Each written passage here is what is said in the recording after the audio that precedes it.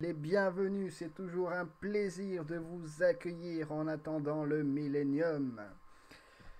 Donc me revoici comme promis pour cette deuxième partie sur la vision de Daniel, la vision des quatre bêtes. Et je vais faire le rapprochement entre les quatre bêtes et l'État islamique. Donc vision des quatre bêtes de Daniel. La première année du règne de Belshazzar sur Babylone, Daniel fit un rêve. Des visions se présentèrent à son esprit pendant qu'il était sur son lit. Ensuite, il mit ce rêve par écrit et en raconta les points principaux. Daniel commença son récit. Je regardais pendant ma vision nocturne, et voici que les quatre vents du ciel ont fait éruption sur la grande mer. Quatre bêtes énormes sont sorties de la mer, différentes les unes des autres.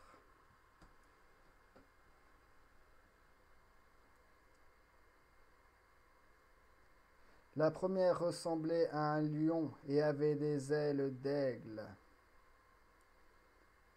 Pendant que je regardais, ses ailes ont été arrachées.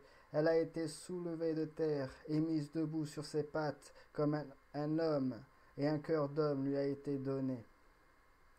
Voici le blason de l'Angleterre. Donc oui, je vais faire des petites parenthèses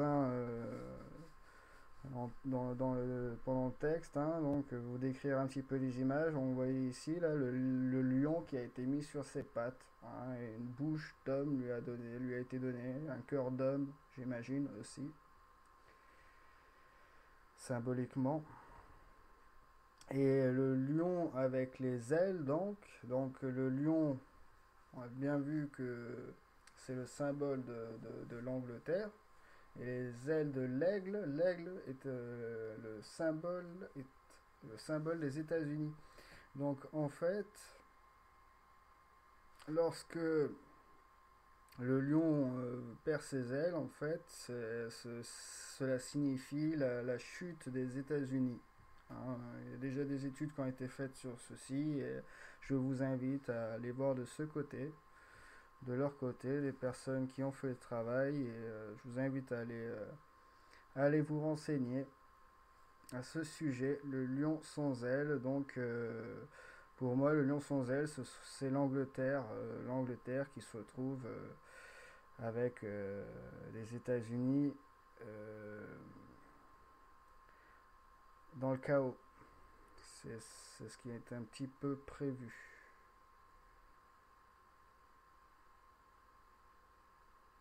Puis est apparue une deuxième bête qui ressemblait à un ours.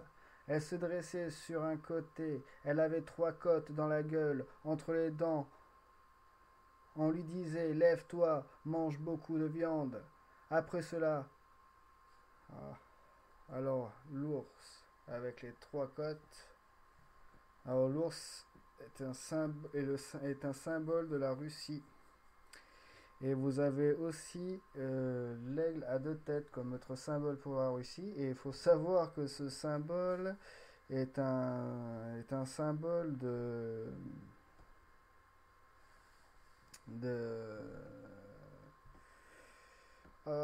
la caste écossaise, franc-maçonne, le 33e degré, les hauts francs-maçons, vous voyez le 33e degré, c'est le symbole franc-maçon du rite écossais. Voilà.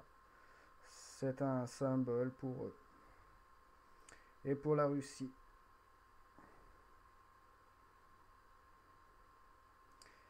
La pierre.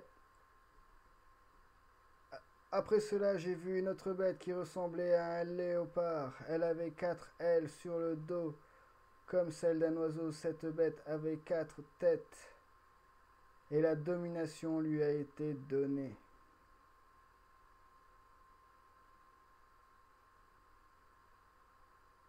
Voilà.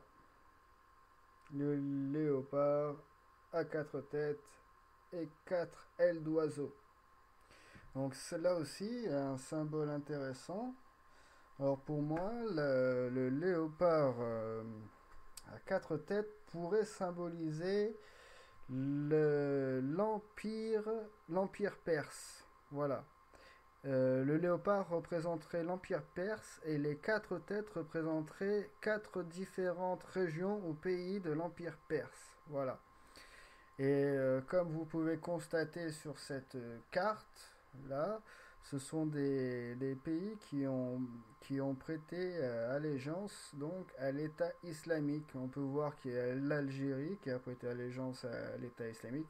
Bon, c'est ce qui est dit dans la carte. L'Algérie, j'ai un petit doute, hein. Franchement, je serais surpris qu'ils aient prêté allégeance à l'État islamique. Et, ça m'étonnerait beaucoup. Je mets un petit point d'interrogation quand même sur la Libye. Bon, ben, la Libye, oui, hein, on peut comprendre. Hein, c'est un petit peu le chaos. Hein. La Libye, l'Égypte qui a prêté allégeance, l'Arabie Saoudite, le Yémen. Et ensuite, vous voyez en noir l'État islamique, ce qui comprend l'Irak et la Syrie. Et donc, là, vous avez l'Empire perse. Vous pouvez voir une représentation de l'Empire perse et on peut voir que ça va jusqu'en... C'est entouré de marron dans l'Empire perse et on peut constater que ça va jusqu'en Libye. Ça va jusqu'en Libye. Donc, il y a de fortes chances que le léopard à quatre têtes, donc, et bien qu'il y ait l'Irak comme tête, pour première tête, qui est la Syrie aussi, deuxième tête. Ensuite, en troisième tête, la Libye. Et en quatrième tête, je verrais bien... la Libye, oui, ça faisait pas trop partie de l'Empire perse, mais c'est vrai quand même. Si, il y en avait un bon bout quand même. Donc, Égypte, Libye et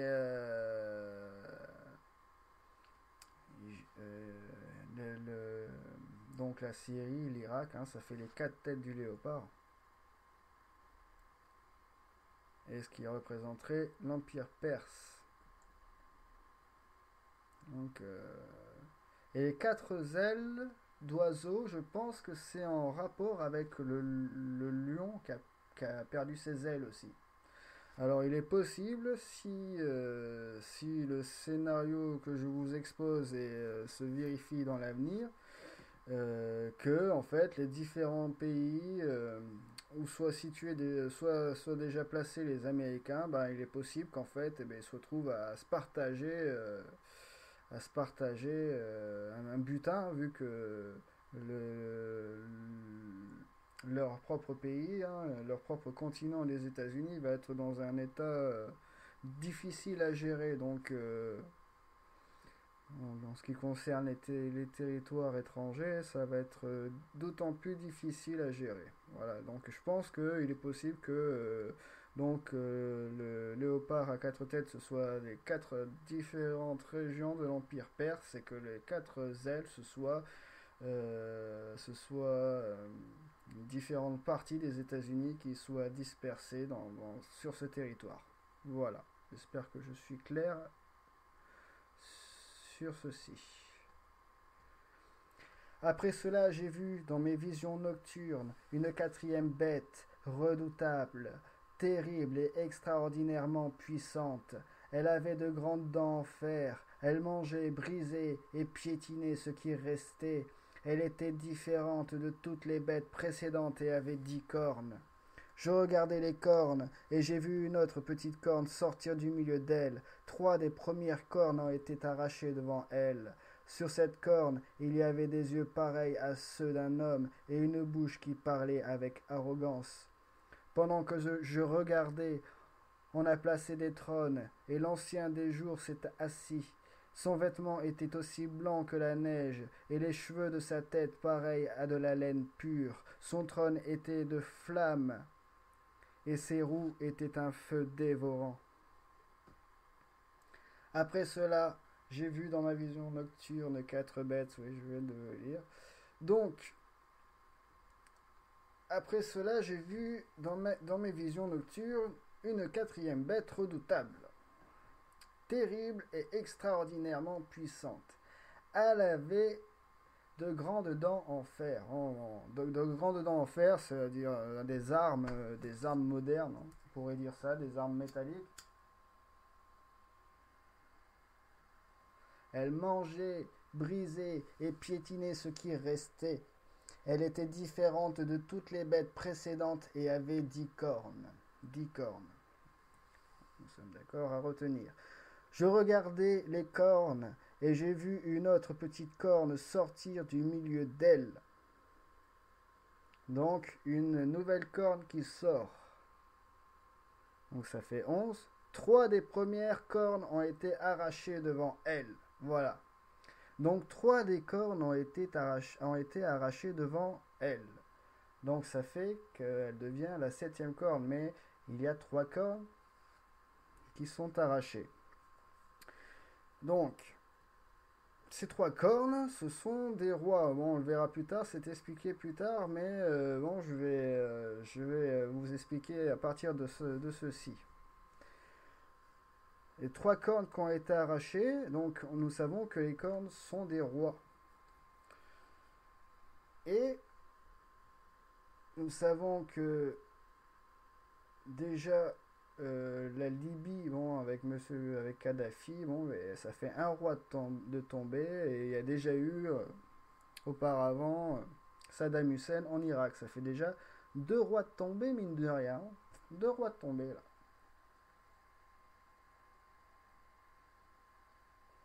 Donc il en manque encore un. Et je vais vous ramener sur cette carte intéressante, hein, parce que c'est là-dedans que ça va se jouer. Pour le dernier. Alors peut-être l'Arabie Saoudite. C'est fort possible. Non. Si. Ou l'Égypte. Et là, lorsque la 3e corde va tomber, la 7e corne sera là. Et là, ce sera pas la même chose. Un fleuve de feu coulait et sortait de devant lui. Des dizaines de milliers le servaient et des centaines de millions se tenaient debout devant lui. Les juges se sont assis et des livres ont été ouverts. J'ai alors regardé à cause des paroles arrogantes que prononçait la corne.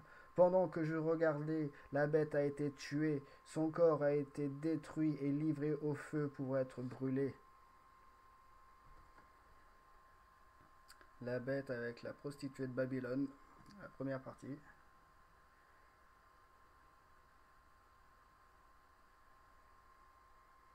Les paroles arrogantes de la bête, l'État islamique, la bête à 10 cornes. Les autres bêtes ont été dépouillées de leur pouvoir, mais une prolongation de vie leur a été accordée pour un certain temps. Pendant que je regardais dans mes visions nocturnes, quelqu'un qui ressemblait à un fils de l'homme est venu avec les nuées du ciel. Il s'est avancé vers l'ancien des jours, et on l'a fait approcher de lui. On lui a donné la domination, la gloire et le règne, et tous les peuples, les nations et les hommes de toutes langues l'ont servi. Sa domination est une domination éternelle qui ne cessera pas et son royaume ne sera jamais détruit. Moi, Daniel, j'ai eu l'esprit troublé au plus profond de moi et mes visions m'ont terrifié.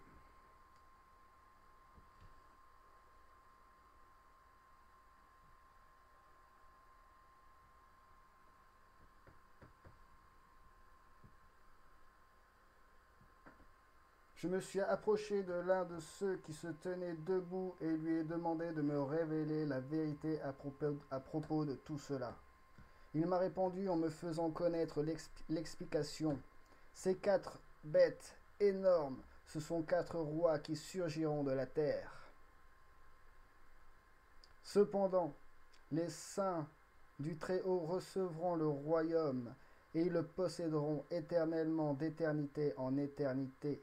Ensuite, j'ai désiré savoir la vérité sur la 4e bête, celle qui était différente de toutes les autres, extrêmement terrible, qui avait des dents en fer et des ongles en bronze, qui mangeait, brisait et piétinait ce qui restait.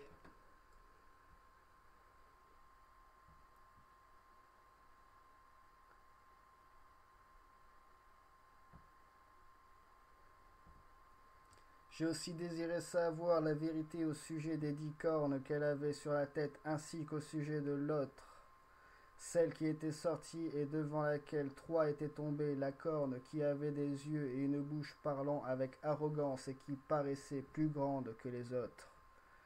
J'ai vu cette corne faire la guerre aux saints et l'emporter sur eux, jusqu'au moment où l'Ancien des jours est venu faire justice aux saints du Très-Haut. Le moment où les saints ont pris possession du royaume est alors arrivé.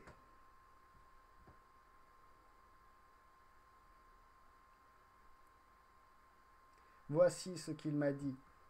La quatrième bête, c'est un quatrième royaume qui existera sur la terre, différent de tous les royaumes.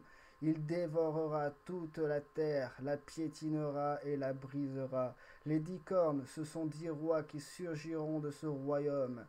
Un autre surgira après eux, il sera différent des premiers et abaissera 3 rois.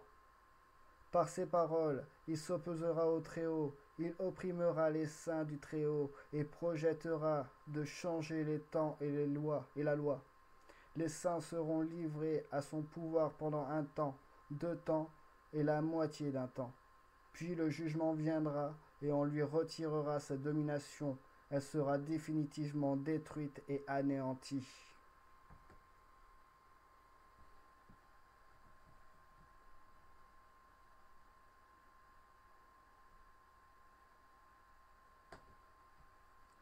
Allez. Donc c'est la bête à 10 cornes, l'État islamique, et c'est là sur cette carte-ci, les 3 rois ne sont pas encore tombés. Lorsque le dernier roi va tomber, là il va y avoir plus de puissance. Ça suit une certaine logique. Il est possible qu'il y ait, moi la coupe de la prostituée de Babylone ne me rassure guère, hein. Fait une forme, si vous regardez différentes illustrations de la prostituée de Babylone, vous verrez que sa coupe a des formes qui font penser, qui laissent à penser à autre chose, hein. Là, c'est l'étendue qui risque d'arriver, l'étendue de la bête, un peu partout, comme il est écrit dans les textes. Elle piétinera le monde.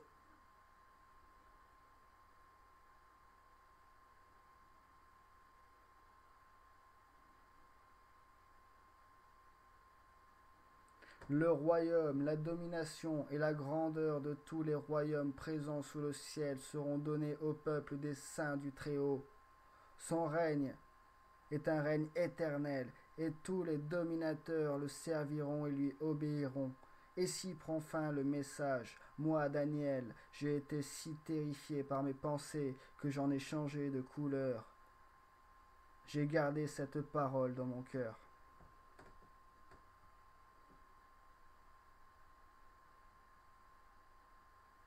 Voilà le plan de la bête, le plan final. C'est ce qu'ils ont prévu, hein. Donc, vous voyez, ils parlent de pas grand-chose et ils ont prévu ça. Donc, il faut dire qu'ils ont quand même de l'ambition, hein. Et je pense que l'ambition, elle n'est pas toute seule, hein. Il doit y avoir quelque chose pour suivre derrière quand même. Vous voyez, c'est quand même assez impressionnant, hein, jusqu'en Espagne, hein, quand même. Voilà jusqu'où veut s'étendre la bête.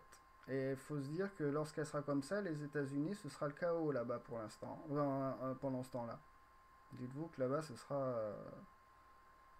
sera vraiment, voilà, ce sera la guerre, hein.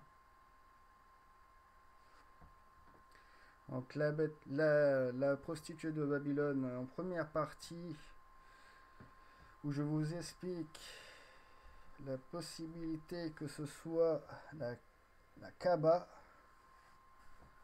la prostituée de Babylone, et la Kaaba posée sur le territoire, sur la bête à 10 cornes, sur le territoire de l'État islamique.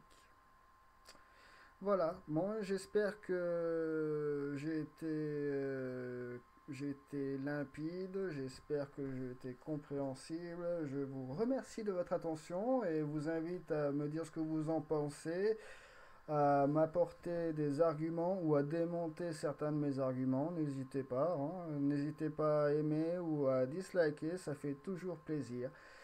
Je vous dis à très bientôt pour une prochaine vidéo. Salut à tous et à très bientôt dans le Millennium. Au revoir.